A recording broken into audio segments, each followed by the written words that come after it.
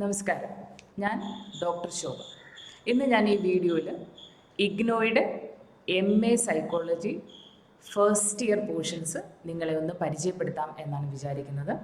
ഇഗ്നോയുടെ term end exams എഴുതുന്നവർക്ക് അത് പ്രയോജനപ്പെടും എന്ന് വിചാരിക്കുന്നു. ഒരു എക്സാം ഓറിയൻറ്റഡ് ആയിട്ടുള്ള ഒരു ക്വിക്ക് റിവ്യൂ ആണ് നമ്മളിതിനകത്ത് ചെയ്യുന്നത്. അപ്പോൾ നിങ്ങളുടെ മൊഡ്യൂൾസും റൈറ്റിംഗ് ഇൻസ്ട്രുമെൻറ്റ്സ് എഴുതാനുള്ള മാർക്ക് ചെയ്യാനുള്ള സാധനങ്ങളും ഒക്കെ ഒന്ന് എടുത്തിട്ട് വരുന്നാൽ പിന്നെ നമുക്ക് പെട്ടെന്ന് തന്നെ ഫസ്റ്റ് ഇയർ പോർഷൻസ് നമുക്ക് ഓരോന്നായി നോക്കാം. ഇഗ്നോയുടെ MPC 001 എന്ന് പറയുന്ന ഫസ്റ്റ് പേപ്പർ, അത് അതിൻ്റെ പേര് cognitive psychology learning and memory എന്നാണ്. അതിന് 4 മൊഡ്യൂൾസ് അല്ലെങ്കിൽ 4 ബ്ലോക്സ് ആണുള്ളത് ആ പേപ്പറിന്. അതിൽ ഫസ്റ്റ് ബ്ലോക്ക് എന്ന് പറയുന്നത് ഇൻഫർമേഷൻ പ്രോസസ്സിംഗ് എന്ന് പറയുന്ന ഫസ്റ്റ് ബ്ലോക്കാണ്. നിങ്ങളുടെ കയ്യിലെല്ലാം അവരുടെ ആ ബുക്ക് ഉണ്ടാവും എന്ന് വിചാരിക്കുന്നു. ഫസ്റ്റ് ബ്ലോക്ക് ഇതാണ്, ഇൻഫർമേഷൻ പ്രോസസ്സിംഗ്. ആ ഫസ്റ്റ് ബ്ലോക്കിൽ there are 4 units. Unit 1 cognitive psychology, Unit 2 information processing in learning and memory, Unit 3 neuropsychological basis of learning and memory, and Unit 4 models of information processing. ഇത് ബുക്കിനകത്ത് തന്നെയുള്ളതാണ്. So നമ്മൾ പെട്ടെന്ന് തന്നെ first യൂണിറ്റാണ് നമ്മൾ ആദ്യം ഇന്നത്തെ ദിവസം നോക്കുന്നത്. Cognitive paper 1 unit module 1 block 1 unit 1 ഇതാണ് നമ്മൾ ആദ്യം നോക്കുന്നത്. ഓക്കെ, സോ ഫസ്റ്റ് യൂണിറ്റ് എന്ന് പറയുന്നത് cognitive psychology.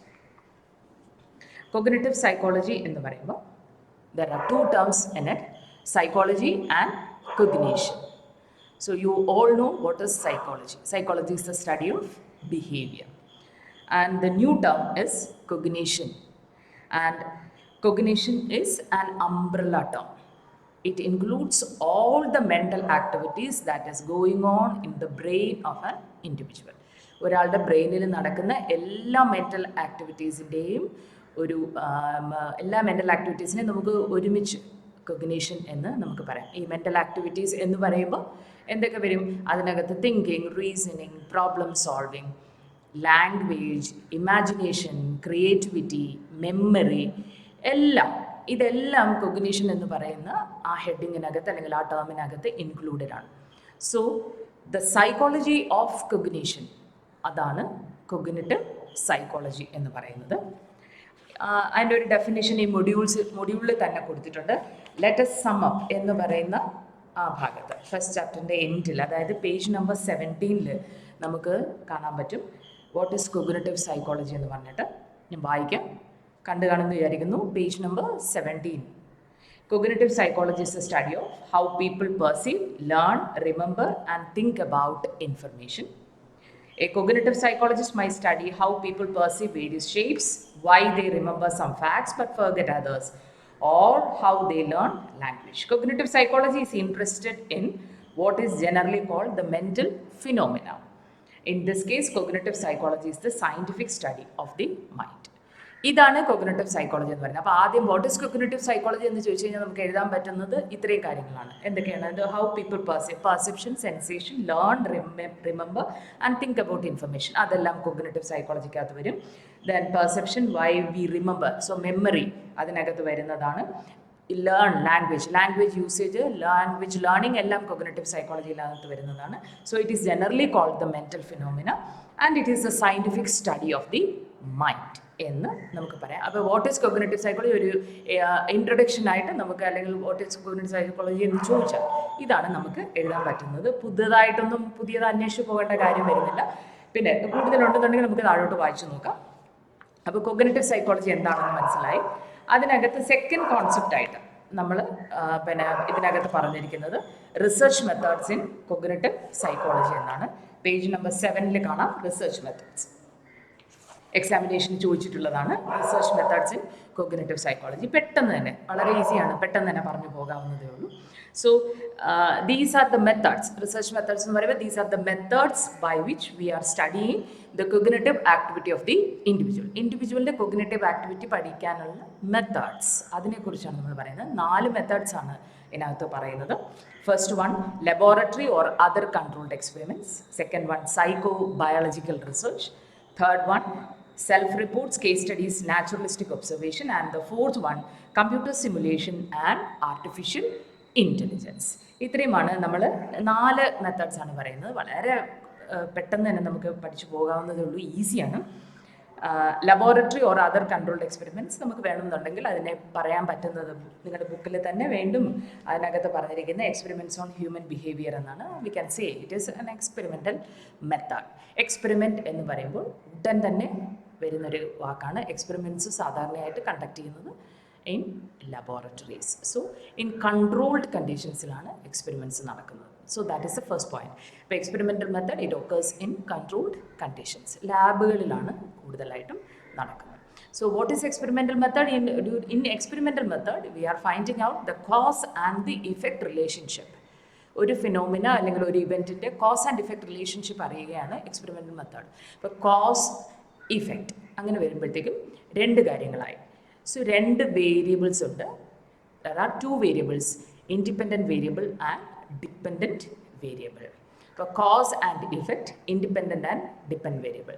So what is cause? Cause എന്ന് പറയുന്നത് ഇൻഡിപെൻഡൻറ്റ് വേരിയബിളും ഇഫക്റ്റ് എന്ന് പറയുന്നത് ഡിപ്പെൻഡൻറ്റ് വേരിയബിളുമാണ്. അപ്പോൾ ലബോറട്ടറി മെത്തേഡ്സിൽ 2 വേരിയബിൾസും കൂടി നമുക്കുണ്ട്. 2 മാത്രമല്ല ഉള്ളത് കേട്ടോ, വേറെയും വേരിയബിൾസ് ഉണ്ട്. ഇൻ്റർവീനിങ് വേരിയബിൾസ് എന്ന് നമ്മൾ പറയാവുന്ന കാര്യങ്ങളൊക്കെ ഉണ്ട്. ഇവിടെ തൽക്കാലം ഇത്രയൊക്കെ കാര്യങ്ങൾ പറഞ്ഞാൽ മതി. എക്സ്പെരിമെൻ്റൽ മെത്തേഡ് എന്ന് പറയുമ്പോഴത്തേക്കും it is on controlled condition. It is to find out the cause and effect relationship. പെട്ടെന്ന് തന്നെ ഓർമ്മ വരും. There are 2 variables, independent variable and dependent variable. ഇത്രയുമൊക്കെ എഴുതിയാൽ എക്സ്പെരിമെൻ്റൽ മെത്തേഡ് കംപ്ലീറ്റ് ആവും. അത് രണ്ടാമത്തെ സെക്കൻഡ് വൺ എന്ന് പറയുന്നത് സൈക്കോ ബയോളജിക്കൽ റിസർച്ച്. പെട്ടെന്ന് തന്നെ 2 ടേം അതിനകത്ത് വന്നു, സൈക്കോളജി ആൻഡ് ബയോളജി. അപ്പോൾ കൊഗ്നിറ്റീവ് പെർഫോമൻസിൻ്റെ ബയോളജിയാണ് സൈക്കോ ബയോളജിക്കൽ റിസർച്ചിനകത്ത് വരുന്നത്. So cerebral events and brain cerebral എന്ന് പറയുമ്പോൾ ബ്രെയിൻ ഇവൻറ്റ്സ് ആൻഡ് സിറ്റുവേഷൻസിൻ്റെ cognitive activity and their biology. ഇതാണ് സൈക്കോ ബയോളജിക്കൽ റിസർച്ച് കൂടുതലായിട്ട് സ്റ്റഡി ചെയ്യുന്നത്. അതിനകത്ത് 3 ടെക്നിക്കാണ് ഇതിനകത്ത് പറഞ്ഞിരിക്കുന്നത്. ഫസ്റ്റ് വൺ എന്ന് പറയുന്നത് പോസ്റ്റ്മോർട്ടം ടെക്നിക്. പോസ്റ്റ്മോർട്ടം ടെക്നിക് എന്ന് പറയുന്നത് so we are studying the cognitive function of the brain after death. അപ്പോൾ മറ്റ് ബോഡി ഓർഗൻസിൻ്റെ എല്ലാം ഡെത്ത് ഉണ്ടായതിന് ശേഷം ബ്രെയിൻ്റെ സ്റ്റഡി, അതാണ് നമ്മൾ അതിനകത്ത് ഉദ്ദേശിക്കുന്നത്. That is a postmortem study. ഒരു സെൻറ്റൻസ് ഒക്കെ പറയണ്ടു. It is the technique of studying the cognitive function of the brain prior to death. Then image of a person who are deficit in cognition. Cognition ഡെഫിസിറ്റായ ആൾക്കാരുടെ cognitive ഫങ്ഷൻ്റെ images എടുക്കുക എന്നുള്ളതാണ് അതും ഇതിനകത്ത് പറയുന്നത്. സെക്കൻഡ് ടെക്നിക്കായിട്ട് മെത്തേഡിൽ സെക്കൻഡ് ടെക്നിക്കായിട്ട് പറയുന്നത് ഇമേജസ് ആണ്, കൊഗ്നിറ്റീവ് ഡെഫിസിറ്റ് ആയിട്ടുള്ള പേഴ്സൺസിൻ്റെ images. And the third one is using brain imaging techniques. Brain imaging normal ഇൻഡിവിജ്വലിൻ്റെ നോർമൽ ആക്ടിവിറ്റി, നോർമൽ കൊഗ്നിറ്റീവ് ആക്ടിവിറ്റിയുടെ ബ്രെയിൻ ഇമേജസ് എടുക്കുക എന്നുള്ളതാണ്. So these are the 3 techniques. First one postmortem technique, second one images of a person who are deficit in cognition, and the third one is the brain imaging technique of the normal cognitive activity of a normal person. ഈ 3 ടെക്നിക്കുമാണ് psycho biological research എന്ന് പറഞ്ഞിട്ടുള്ള ആ സെക്ഷനിൽ ആ മെത്തേഡിനകത്ത് പറയുന്നത്. So next is third one. 4 മെത്തേഡാണ് നമ്മൾ റിസർച്ച് മെത്തേഡ് 4 മൂന്നാമത്തെന്ന് പറയുന്നത് self reports, case studies and naturalistic observation. 3 കാര്യങ്ങളാണ്. സെൽഫ് റിപ്പോർട്ട് പേരിൽ തന്നെയുണ്ട്. It is reporting our own self, our own cognitive activity. Reporting our own cognitive activity is self report എന്ന് പറയുന്നത്. Case study in depth study of an individual, that is case study. And naturalistic observation, observing an individual in A natural setting, that is naturalistic observation. So these are the 3 methods of studying cognitive psychology. So self-report, individual's own account of cognitive process, module thaninde. Then case study, in-depth study of an individual, and naturalistic observation, the detailed study of the cognitive processes in natural setting. So tirnu, the last one is computer simulation and artificial intelligence. Same സാധനം നമ്മളിനി അടുത്ത കോൺസെപ്റ്റിലും നമ്മളിത് പറയുന്നുണ്ട്. അതുകൊണ്ട് തന്നെ 1-2 സെൻറ്റൻസിൽ നമുക്കിത് പറഞ്ഞു പോകാം. അടുത്തത് പഠിക്കുമ്പോൾ കുറച്ചുകൂടി ഇവിടെ എഴുതാനായിട്ട് പറ്റും. Computer simulation, it is we are comparing the brain activity of an individual with the computer. അതാണ് കമ്പ്യൂട്ടർ സിമുലേഷൻ. സ്റ്റിമുലേഷൻ അല്ല, SIMU ആണ്, സിമുലേഷൻ ആണ്. So we are studying the cognitive process of a human being with that of the computer. Then artificial intelligence. Artificial intelligence is intelligence of a machine. Intelligence demonstrated by a machine. എന്ന് വേണമെന്നുണ്ടെങ്കിൽ നമുക്ക് പറയാം. So that is artificial intelligence. അപ്പോൾ ഈ 4 methods ആണ് നമ്മൾ സാധാരണയായിട്ട് cognitive psychology പഠിക്കാനായിട്ട് ഉപയോഗിക്കുന്ന മെത്തേഡ്സ് എന്ന് പറയുന്നത്. So experiments or experimental method, psychobiological research, self report, case study, naturalistic observation, computer simulation and artificial intelligence. Okay, ഇനി ഒരു കോൺസെപ്റ്റ് കൂടി നമ്മൾ ഇതിനകത്ത് പറയാനുള്ളൂ. That is domains of cognitive psychology. So പെട്ടെന്ന് തീരും. ഡൊമൈൻസ് ഓഫ് കൊഗ്നിറ്റീവ് സൈക്കോളജിയാണ് നമ്മൾ അടുത്തത്. എല്ലാവരുടെയും കയ്യിലുണ്ട്. There are 12 domains. വലിയൊരു ഇതിനകത്ത് 12 ഡൊമൈൻസ് ആണ് ആദ്യം പറഞ്ഞിരിക്കുന്നത്. ഒന്ന് ഞാൻ വായിക്കാം.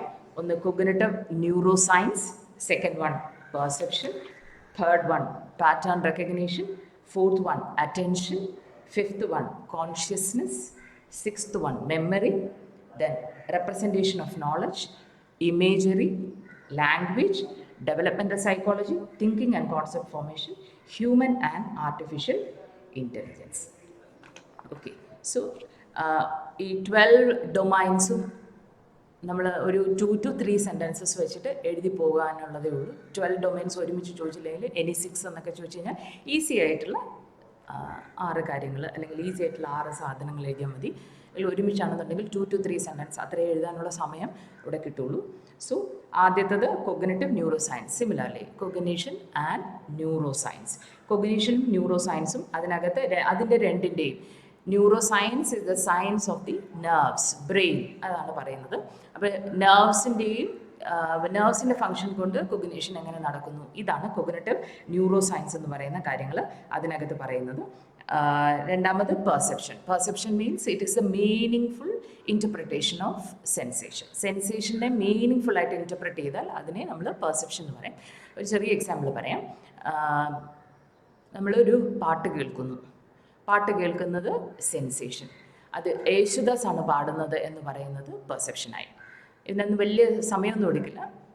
അയ്യോ നമ്മൾ പറയുക യേശുദാസ് അല്ലേ പാടുന്നത് എന്നാണ് പറയുന്നത്. That is sensation and perception ഒരുമിച്ചാണ് വരുന്നത്. So meaning interpretation of sensation. ചില സ്ഥലങ്ങളിൽ സെൻസേഷൻ മാത്രമേ നടക്കുള്ളൂ, ചിലപ്പോൾ സെൻസേഷനും പെർസെപ്ഷനും ഒരുമിച്ചും നടക്കാറുണ്ട്. സോ പെർസെപ്ഷൻ, ഈ സെൻസേഷനും പെർസെപ്ഷനും എല്ലാം cognitive. So that is also another domain of cognitive psychology. Then pattern recognition. Pattern recognition എന്ന് പറയുമ്പോൾ we are getting some stimulus and we are breaking that stimulus into different pieces and we are arranging those pieces into according to our brain. നമ്മുടെ brain കപ്പാസിറ്റിക്ക് അനുസരിച്ച് നമ്മൾ ഈ പാറ്റേൺസിനെ correct ആക്കിയിട്ട് we are storing it or either we are using it. എങ്ങനെയായാലും pattern recognition, that is another domain of we are breaking the stimulus into different parts and we are rejoining it to store in our memory or according to the capacity of our memory. That is pattern recognition. Then attention. Attention means we are using our sensation into the conscious level. നമ്മൾ വളരെ conscious ആയിട്ട് controlled വളരെ കീനായിട്ട് ഒരു കാര്യം ചെയ്യുന്നതിനെയാണ് attention എന്ന് പറയുന്നത്. Then comes consciousness. Consciousness, aware of our own environment. That is consciousness.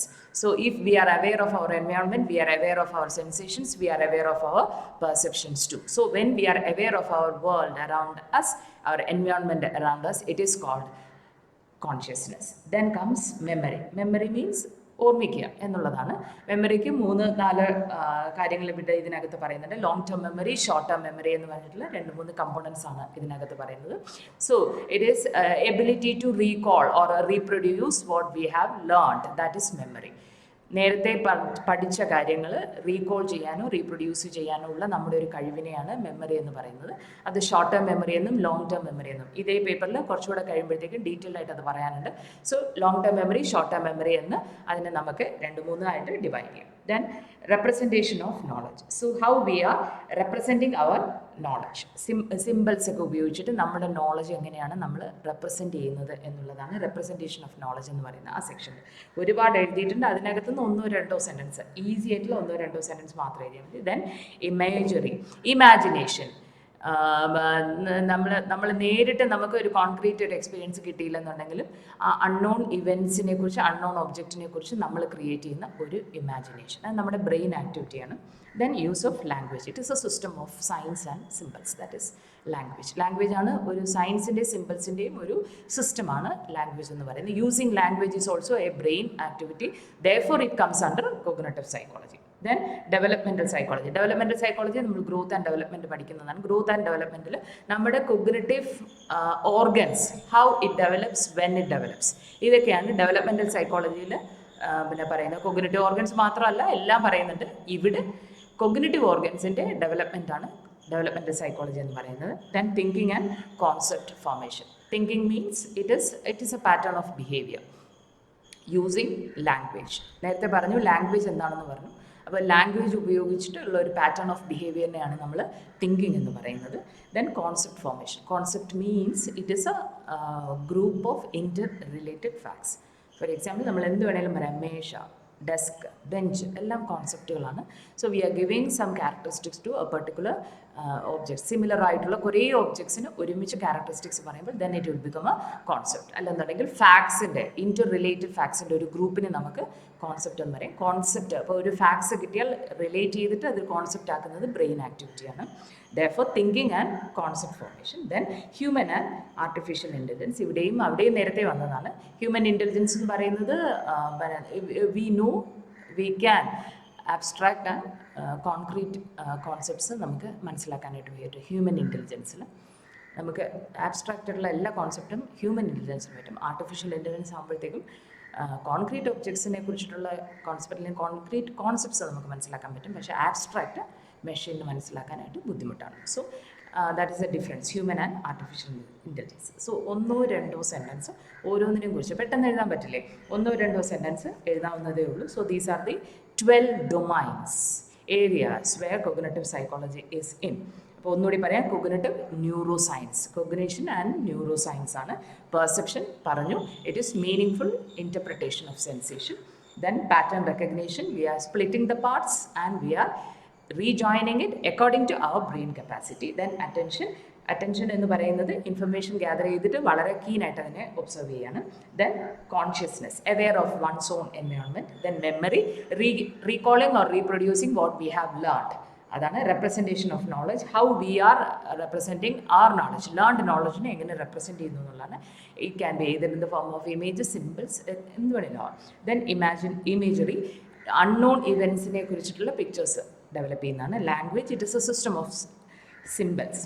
Then developmental psychology, development of the cognitive organs. Then thinking and concept formation. Thinking means it is a pattern of behavior, and then concept formation, interrelated group of facts and concepts and forming a concept. Then human and artificial intelligence. The differences, human intelligence can identify, even it can understand the abstract concept, while artificial intelligence cannot. Okay, so that's the end of it. ഒരു കാര്യം കൂടി, ഒരു കുഞ്ഞു കാര്യം കൂടി പറഞ്ഞുകൊണ്ട് ഈ chapter തീരുകയാണ്. പെട്ടെന്ന് തീർന്നില്ലേ? So what is the difference between neuro science and cognitive psychology? പെട്ടെന്ന് തന്നെ ഒരിക്കൽ ചോദിച്ചതാണ്, 3 മാർക്സിന് ചോദിച്ചാണ് neuro science and cognitive psychology. So neuro science, cognitive psychology ഇനി എന്താണെന്ന് അറിയാം, ഇനി നമ്മളത് പറയേണ്ട കാര്യമില്ല. Cognitive psychology, it is the psychology of cognition എന്ന് നമുക്ക് പറയാം. ഇനി കുറേ കാര്യങ്ങൾ ഇപ്പോൾ എഴുതാൻ പറ്റും കോഗ്നിറ്റീവ് സൈക്കോളജി എന്താണെന്നത്. The neuro science deals with the structural aspect of the brain as well as the functional aspect. ബ്രെയിൻ്റെ സ്ട്രക്ചർ, ഹൗ ബ്രെയിൻ ഫങ്ഷൻസ്, ഇത് രണ്ടുമാണ് ന്യൂറോ സയൻസ് ഡീൽ ചെയ്യുന്ന കാര്യങ്ങൾ. ബ്രെയിൻ്റെ സ്ട്രക്ചർ നമ്മൾ പറയും, സെറിബ്രം, സെറിബെല്ലം, മെഡുല്ല എന്നൊക്കെ പറയുന്ന ബ്രെയിൻ ആസ്പെക്ട്സും how all these brain parts are working, അതാണ് ഫങ്ഷൻ എന്ന് പറയുന്നത്. അപ്പോൾ സ്ട്രക്ചറൽ ആസ്പെക്ട്സ് ഓഫ് ദി ബ്രെയിനും ഫങ്ഷണൽ ആസ്പെക്ട്സ് ഓഫ് ദി ബ്രെയിനും അത് ന്യൂറോ സയൻസിനകത്ത് വരും. And cognitive psychology is an umbrella term where you have memory, imagination, all the brain activities are dealt with cognition അല്ലെങ്കിൽ cognitive psychology എന്ന് പറയും. Okay, so first unit തീർന്നില്ലേ? പെട്ടെന്ന് തീർന്നില്ലേ ഫസ്റ്റ് യൂണിറ്റ്? നമുക്കൊന്ന് ക്വസ്റ്റ്യൻ പേപ്പർ കൂടി നോക്കാം. ഫസ്റ്റ് യൂണിറ്റിൽ ഇതിന് മുൻപ് വന്ന ക്വസ്റ്റ്യൻസ് നമ്മൾ നോക്കുകയാണ്. ഫസ്റ്റ് ഇതിന് മുമ്പ് വന്നിട്ടുള്ളതിൽ ഒന്ന് define cognitive psychology, research methods in cognitive psychology. എഴുതത്തില്ലേ ഡിഫൈൻ കോഗ്നിറ്റീവ് സൈക്കോളജി? ആ കോഗ്നിറ്റീവ് സൈക്കോളജി നമ്മൾ ലെറ്റ് അസ് സം അപ്പ് എന്ന് പറഞ്ഞതിനകത്ത് നമ്മൾ പറഞ്ഞിട്ടുണ്ട്. ഇപ്പോഴും കുറച്ചുകൂടിയൊക്കെ നമുക്ക് എഴുതാൻ പറ്റും കോഗ്നിറ്റീവ് സൈക്കോളജി എന്താണെന്ന്. റിസർച്ച് മെത്തേഡ് 4 റിസർച്ച് മെത്തേഡ്സ് നമ്മൾ പറഞ്ഞു. ആ 4 മെത്തേഡ്സും ഒരു 4 to 5 സെൻറ്റൻസ് മാർക്ക് അനുസരിച്ച് എഴുതി പോകണം, സമയം അനുസരിച്ച്. ദെൻ ഇത് പിന്നെ വന്നിട്ടുള്ള ഒരു question domains of cognitive psychology. ഇപ്പം നമ്മൾ പറഞ്ഞു തീർന്നതേ ഉള്ളൂ. Then differentiate cognitive psychology and neuro science. രണ്ടും നമ്മൾ പറഞ്ഞു. ഇതാ ഇപ്പോൾ പറഞ്ഞു തീർന്നേ ഉള്ളൂ. റിപ്പീറ്റഡ് ആയിട്ട് neuro science and cognitive psychology 3 മാർക്സിന് വീണ്ടും ചോദിച്ചിട്ടുണ്ട്. ഈ റീസെൻ്റ് ആയിട്ടും ചോദിച്ചതാണ്.